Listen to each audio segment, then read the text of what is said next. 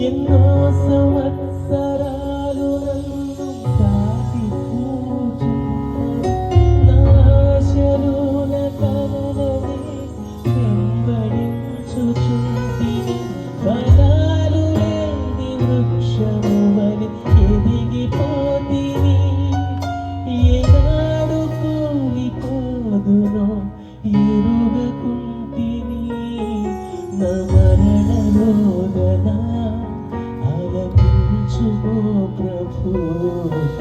మరణమంలో నూతనముగా చిగురు వేయని